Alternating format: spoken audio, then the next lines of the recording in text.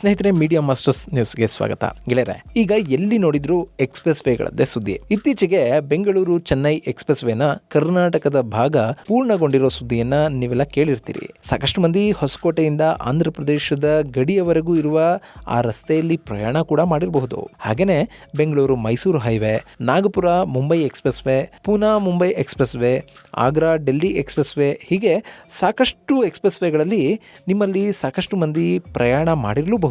ಅಡೆತಡೆ ಇಲ್ಲದ ಪ್ರಯಾಣ, ಸಮಯದ ಉಳಿತಾಯ, ಉತ್ತಮ ರಸ್ತೆಗಳಿಂದ ಕೂಡಿರೋ ಈ ಎಕ್ಸ್ಪ್ರೆಸ್ ವೇಗಳು ಈಗ ಭಾರತೀಯರ ಮನಸ್ಸನ್ನು ಗೆಲ್ತಾ ಇವೆ.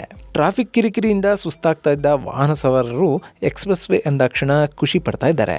ಹೀಗಾಗಿನೇ ಈ ರೀತಿಯ ಎಕ್ಸ್ಪ್ರೆಸ್ ವೇಗಳ ನಿರ್ಮಾಣ ಈಗ ಹೆಚ್ಚಾಗ್ತಾ ಇದೆ. ಕರ್ನಾಟಕದಲ್ಲೂ ಇನ್ನಷ್ಟು ಎಕ್ಸ್ಪ್ರೆಸ್ ವೇಗಳು ನಿರ್ಮಾಣ ಆಗಲಿವೆ ಅಂತ ಹೇಳಲಾಗ್ತಾ ಇದೆ. ಅದೇ ರೀತಿ ಮುಂಬೈ ಮತ್ತು ದೆಹಲಿ ನಡುವಿನ ಎಕ್ಸ್ಪ್ರೆಸ್ ವೇ ಈಗ ಭಾರತದ ಗಮನವನ್ನು ಸೆಳೀತಾ ಇದೆ. ಅದಕ್ಕೆ ಕಾರಣ ಅಲ್ಲಿ ನಿರ್ಮಾಣ ಆಗಿರುವ 8 ಪಥಗಳ ಸುರಂಗ. ಹಾಗಾದ್ರೆ ಏನಿದು ಸುರಂಗ ಮಾರ್ಗದ ಕತೆ? ಆ ಸುರಂಗದ ವಿಶೇಷತೆ ಏನು? ಹಾಗೇನೆ ದೆಹಲಿ ಮುಂಬೈ ಎಕ್ಸ್ಪ್ರೆಸ್ ವೇಯ ಮಹತ್ವ ಎಂಥದ್ದು ಅನ್ನೋದ್ರ ಬಗ್ಗೆ ಒಂದಷ್ಟು ಮಾಹಿತಿಯನ್ನ ನಾವಿಲ್ಲಿ ನೋಡೋಣ.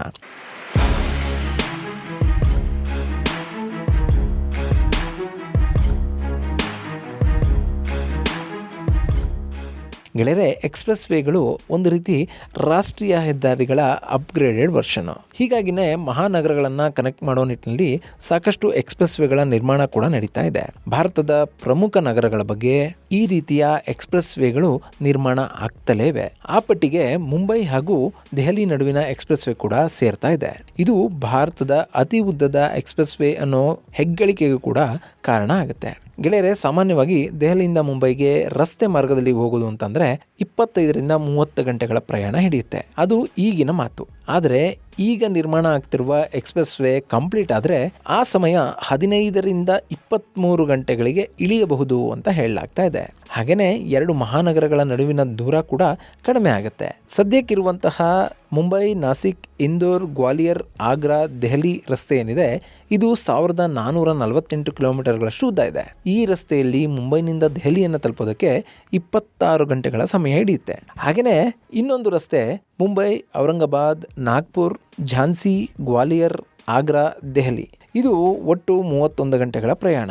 ಹಾಗೆಯೇ 1864 ಕಿಲೋಮೀಟರ್ಗಳಷ್ಟು ವಾಹನ ಸವಾರರು ಈ ರಸ್ತೆಯಲ್ಲಿ ಪ್ರಯಾಣ ಮಾಡಬೇಕಾಗತ್ತೆ. ಇದನ್ನ ದೆಹಲಿ ಮತ್ತು ಮುಂಬೈ ನಡುವಿನ ಅತಿ ದೂರದ ರಸ್ತೆ ಅಂತ ಹೇಳಲಾಗತ್ತೆ. ಒಂಥರ ಕೊಂಕಣ ಸುತ್ತಿ ಬರೋದು ಅಂತಾರಲ್ಲ, ಹಾಗೆ ಈ ರಸ್ತೆ.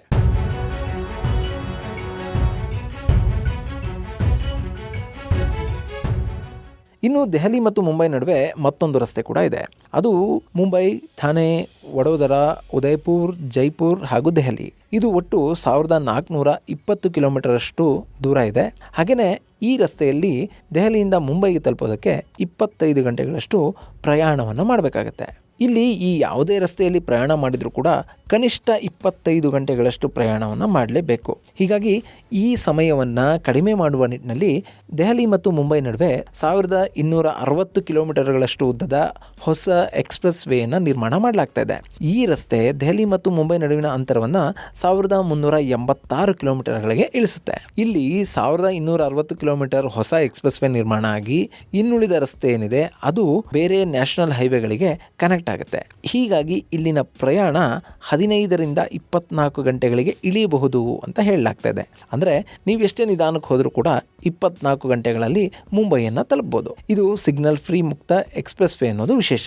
ದೆಹಲಿ, ಹರಿಯಾಣ, ರಾಜಸ್ಥಾನ್, ಮಧ್ಯಪ್ರದೇಶ್, ಗುಜರಾತ್ ಹಾಗೂ ಮಹಾರಾಷ್ಟ್ರಗಳಲ್ಲಿ ಈ ರಸ್ತೆ ಸಾಗುತ್ತೆ. ಇದು ಅಷ್ಟಪಥದ ಹೆದ್ದಾರಿಯಾಗಿದ್ದು ಇನ್ನೂ 2 ಹೆಚ್ಚುವರಿ ಲೈನ್ಗಳನ್ನ ಇದರಲ್ಲಿ ನಿರ್ಮಾಣ ಮಾಡಲಾಗ್ತಾ ಇದೆ. ಹಾಗೇನೆ ಮುಂದಿನ ದಿನಗಳಲ್ಲಿ ಇದನ್ನ 12 ಪಥದ ಎಕ್ಸ್ಪ್ರೆಸ್ ವೇ ಆಗಿ ಅಪ್ಗ್ರೇಡ್ ಕೂಡ ಮಾಡಲಾಗುತ್ತೆ ಅನ್ನೋ ಮಾತುಗಳು ಕೇಳಿ ಬರ್ತಾ ಇವೆ. ಹೀಗೆ 12 ಪಥದ ಹೆದ್ದಾರಿ ನಿರ್ಮಾಣ ಆದ ನಂತರ ಅದರಲ್ಲಿ ಒಂದು ಪಥವನ್ನ ಎಲೆಕ್ಟ್ರಿಕ್ ವೆಹಿಕಲ್ಗಳಿಗಾಗೇನೆ ನಿರ್ಮಾಣ ಮಾಡಲಾಗುತ್ತೆ ಅನ್ನೋ ಮಾತುಗಳು ಕೂಡ ಕೇಳಿ ಬರ್ತಾ ಇವೆ. ಇನ್ನು ಈ ಎಕ್ಸ್ಪ್ರೆಸ್ ವೇನಲ್ಲಿ ಗಂಟೆಗೆ 120 ಕಿಲೋಮೀಟರ್ ಅಷ್ಟು ಸ್ಪೀಡ್ ಅನ್ನ ಲಿಮಿಟ್ ಮಾಡಬಹುದು ಅಂತ ಹೇಳಲಾಗ್ತಾ ಇದೆ. ಹೀಗೆ 120 ಕಿಲೋಮೀಟರ್ ಸ್ಪೀಡ್ ನಲ್ಲಿ ನಿರಂತರವಾಗಿ ಚಲಿಸಿದ್ದೆ ಆದ್ರೆ 2 ಮಹಾನಗರಗಳ ನಡುವಿನ ಪ್ರಯಾಣದ ಸಮಯ 12 ಗಂಟೆಗೆ ಇಳಿಕೆ ಆಗಲಿದೆ ಅಂತ ಕೂಡ ಹೇಳಲಾಗ್ತಾ ಇದೆ. ಇನ್ನು ಈಗ ಈ ರಸ್ತೆ ಯಾಕೆ ಗಮನ ಸೆಳೀತಾ ಇದೆ ಅಂತಂದ್ರೆ ಅದಕ್ಕೆ ಕಾರಣ ಅಲ್ಲಿ ನಿರ್ಮಾಣ ಆಗಿರುವಂತಹ ಒಂದು ಟನಲ್.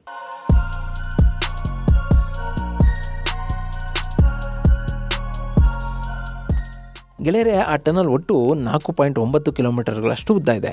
ಇಲ್ಲಿ 8 ಪಥಗಳ ರಸ್ತೆಯನ್ನ ನಿರ್ಮಾಣ ಮಾಡಲಾಗಿದೆ. ಹೀಗಾಗಿನೇ ಇದು ಭಾರತದ ಮಟ್ಟಿಗೆ ದಾಖಲೆ ಅಂತ ಹೇಳಲಾಗ್ತಾ ಇದೆ. 2 ಸುರಂಗ ಮಾರ್ಗಗಳಲ್ಲಿ ಪ್ರತಿಯೊಂದರಲ್ಲಿ 4 ಪಥಗಳ ರಸ್ತೆಯನ್ನು ನಿರ್ಮಾಣ ಮಾಡಲಾಗಿದೆ. ಇನ್ನು ಈ ವಿಶಿಷ್ಟ ಟನಲ್ ಕಾಮಗಾರಿಗೆ ಆಸ್ಟ್ರಿಯನ್ ಟನಲಿಂಗ್ ಮೆಥಡ್ ಅನ್ನು ಬಳಸಲಾಗಿದೆ.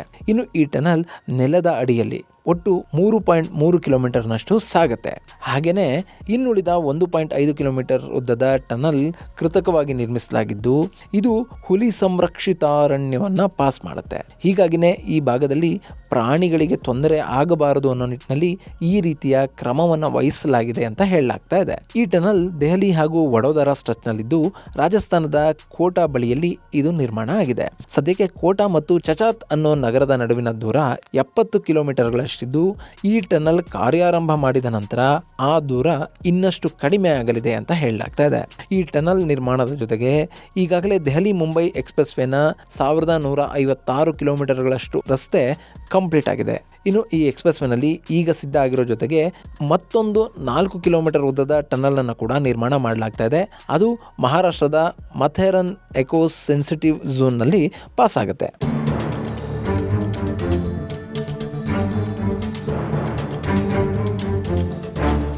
ಗೆಳೆಯರೆ, ಈ ದೆಹಲಿ ಮುಂಬೈ ಎಕ್ಸ್ಪ್ರೆಸ್ ವೇ ಇದೆಯಲ್ಲ, ಇದು ಅಂದಾಜು 1 ಲಕ್ಷ ಕೋಟಿಯ ಪ್ರಾಜೆಕ್ಟ್. ಈ ಪ್ರಾಜೆಕ್ಟ್ನ ಭಾರತಮಾಲಾ ಯೋಜನೆಯ ಅಡಿಯಲ್ಲಿ ನಿರ್ಮಾಣ ಮಾಡಲಾಗ್ತಾ ಇದೆ. 2019ರಲ್ಲಿ ಈ ಎಕ್ಸ್ಪ್ರೆಸ್ ವೇಯ ನಿರ್ಮಾಣ ಪ್ರಾರಂಭ ಆಗಿತ್ತು.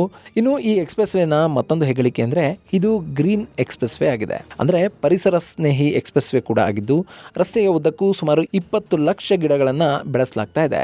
ಜೊತೆಗೆ ಮಳೆ ನೀರು ಕೊಯ್ಲಿನ ಮೂಲಕ ಈ ಗಿಡಗಳಿಗೆ ನೀರಿನ ವ್ಯವಸ್ಥೆಯನ್ನು ಮಾಡಲಾಗ್ತಾ ಇದೆ. ಇದರಿಂದ ಎಕ್ಸ್ಪ್ರೆಸ್ ವೇಯಿಂದ ಉಂಟಾಗಲಿರುವ ಸುಮಾರು 850 ಮಿಲಿಯನ್ ಟನ್ ಕಾರ್ಬನ್ ಎಮಿಷನ್ ಅನ್ನು ಕಡಿಮೆ ಮಾಡುವ ಕೆಲಸ ಕೂಡ ಆಗ್ತಾ ಇದೆ. ಇನ್ನು ಮುಂದಿನ ದಿನಗಳಲ್ಲಿ ಈ ಎಕ್ಸ್ಪ್ರೆಸ್ ವೇಗೆ ಬೆಂಗಳೂರು ಚೆನ್ನೈ ಎಕ್ಸ್ಪ್ರೆಸ್ ವೇಯನ್ನು ಕನೆಕ್ಟ್ ಮಾಡಲಾಗುತ್ತೆ ಅಂತ ಹೇಳಲಾಗ್ತಾ ಇದೆ. ಅದರ ಭಾಗವಾಗಿಯೇ ಬೆಂಗಳೂರು ಮತ್ತು ಮುಂಬೈ ನಡುವೆ ಹೊಸ ಎಕ್ಸ್ಪ್ರೆಸ್ ವೇ ನಿರ್ಮಾಣ ಮಾಡಲಾಗ್ತಾ ಇದೆ ಅನ್ನೋ ಮಾತುಗಳು ಕೂಡ ಕೇಳಿ ಬರ್ತಾ ಇವೆ. ಹೀಗಾದರೆ ದೆಹಲಿಯಿಂದ ಮುಂಬೈ, ಮುಂಬೈಯಿಂದ ಬೆಂಗಳೂರು, ಬೆಂಗಳೂರಿನಿಂದ ಚೆನ್ನೈಗೆ ತಲುಪೋದಕ್ಕೆ ತುಂಬಾನೇ ಸುಲಭ ಆಗುತ್ತೆ. ಗೆಳೆಯರೆ, ಈ ಟನಲ್ ಅನ್ನ ನೋಡಿದ್ರೆ ಇಂತಹ ಟನಲಿಂಗ್ ತಂತ್ರಜ್ಞಾನವನ್ನು ಬಳಸಿಕೊಂಡು ಟನಲ್ಗಳನ್ನು ನಿರ್ಮಾಣ ಮಾಡಿದ್ರೆ ರಸ್ತೆ ನಿರ್ಮಾಣದ ಸಮಯದಲ್ಲಿ ಉಂಟಾಗುವ ಕಾಡಿನ ನಾಶ ಕಡಿಮೆ ಆಗಬಹುದು. ಆದರೆ ಇಲ್ಲಿ ಟನಲ್ ನಿರ್ಮಾಣ ಅನ್ನೋದು ತುಂಬಾನೇ ಕಾಸ್ಟ್ಲಿ ಆಗುತ್ತೆ. ಹೀಗಾಗಿ ಸರ್ಕಾರಗಳು ಈ ಬಗ್ಗೆ ಎಷ್ಟು ತಲೆ ಕೆಡಿಸ್ಕೊಳ್ತವೆ ಅನ್ನೋದು ಯಕ್ಷ ಪ್ರಶ್ನೆ. ಇದು ಗೆಳೆಯರೆ, ದೆಹಲಿ ಮುಂಬೈ ಎಕ್ಸ್ಪ್ರೆಸ್ ವೇನಲ್ಲಿ ನಿರ್ಮಾಣ ಆಗಿರುವ ದಾಖಲೆಯ 8 ಪಥದ 4.9 ಕಿಲೋಮೀಟರ್ ಉದ್ದದ ಟನಲ್ನ ಬಗ್ಗೆ ಒಂದಷ್ಟು ಮಾಹಿತಿ. ಮುಂದಿನ ವಿಡಿಯೋದಲ್ಲಿ ಮತ್ತೊಂದು ವಿಶೇಷವನ್ನು ನಿಮ್ಮ ಮುಂದಿಡ್ತೀನಿ. ಅಲ್ಲಿವರೆಗೂ ನಮಸ್ಕಾರ.